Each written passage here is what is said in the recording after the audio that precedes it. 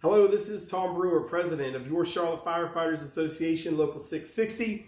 Wanted to give a brief update of some of the happenings that have been going on around your union. As you could tell from the newsletter, we did submit our budget request to the city last week. I'd like to thank everybody who had input. We talk about it a lot at the meetings. Speaking of meetings, this Tuesday morning, 9 a.m. at the Palmer Building. So we talk about it at meetings, social media, phone calls, emails, everybody from the Public Safety Pay Plan Committee for all the work you guys have done and continue to do. We know that's a work in progress, as well as the budget request, because things change once we get new numbers and feedback from the politicians. So the budget will be voted on in June, but we'll be giving you a lot of updates between now and then. The other thing is, even after the budget cycle is over, you know, your union stays vigilant to make sure that, you know, the things that were passed get enacted. So we go back to 2 budget cycles ago.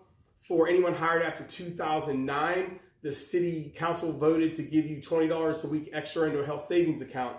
It was this union who brought it to the mayor's attention and the mayor pro tem in December that not a dime has gone into anybody's account yet. And they were kind of floored. City staff said they've had some issues with it, which is fine. You know, things happen from time to time, but we need updates. You know, we need to know what's going on. This was passed by council, you know, so they are working on that. They're going to rectify that. They said you'll get all your back pay. We did ask about interest. While we're on that subject, last budget cycle, they voted to give us 1% into our 401k this January, and then another 1% next year to get us 5% even with the police. That didn't work out because the state treasurer would not buy off on it. So they are working on a 457 plan for us to get us that additional 2% promised. We talked with city staff last week. They were shooting, we had heard April. That's not going to happen. They're hopeful maybe in the third quarter is what we were told. We asked would we be getting the interest lost or just back pay, and they did not know. The other thing that's kind of important to know is, you know, we're having members that are retiring all the time. So what if someone retires before this is enacted? Are they going to get their money? You know, they lost that interest.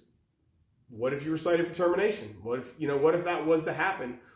And would you be able to get the money that was promised to you, voted on by city council? All this stuff is important, and it's important to do so in a timely manner. Last March, for example, this union helped write the resolution on sick and vacation payouts, and it still has not shown up in our books. I can show you no less than 6 emails that I've, you know, to CFD, to the HR director, to the manager, to the mayor. This is going back months that, hey, this hasn't been updated yet. And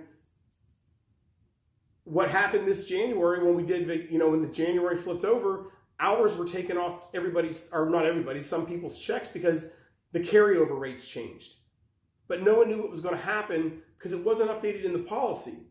Well, and if that does happen, we should have been given lead time. I mean, they're correcting it. Where, you know, it could have, so we could have had a chance to use it. So, you know, it's important that we stay vigilant. You know, the policy that came out Friday on the paid parental leave, you know, my phone, or on Thursday, I take that back. You know, I got a ton of phone calls on that. The paid parental portion was voted on by council. It was a benefit for the employees. Is it a benefit? Yeah, but every city employee gets that benefit. I posed the question to the city HR director this last night. Why weren't we told before vacation?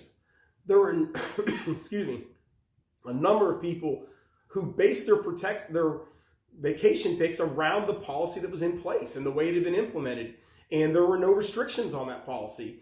Well, then, like I said, you could change your policy, but it's like the employee wasn't considered at all, because a lot of people did make their picks on that. We are working on that. We are going to take it to council. You know, we were asked afterwards, you know, hey, what are your issues?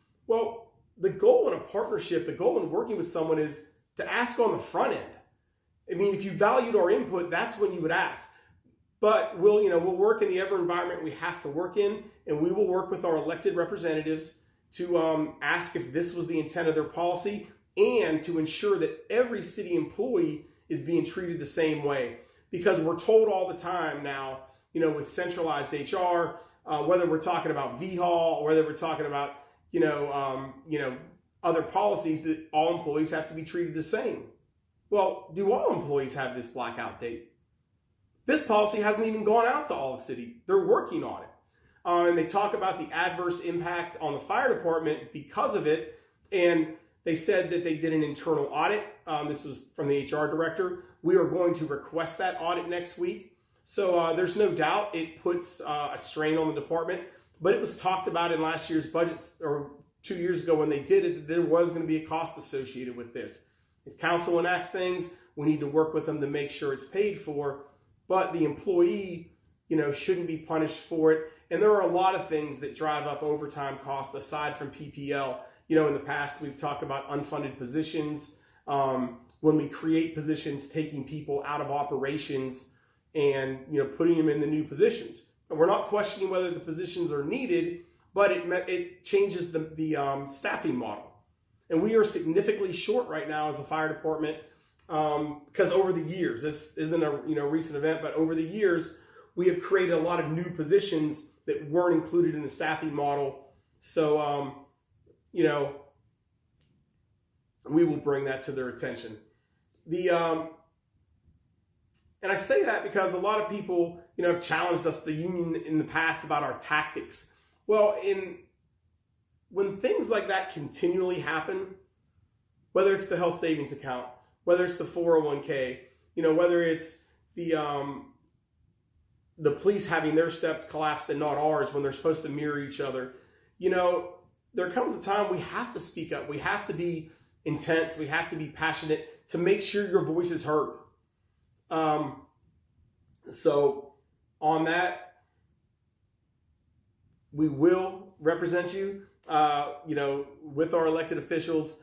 Want to give everybody a quick update. There's been a lot of talk and can't go into a lot of detail, as many of you know that the union's historian, Shane Nance, has been cited for termination.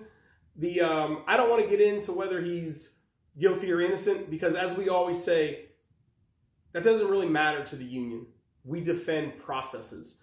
And I will say this, and the one thing I think that I've heard from talking to people, and as an e-board and stuff we've talked, the one thing we're all in agreement with was due process.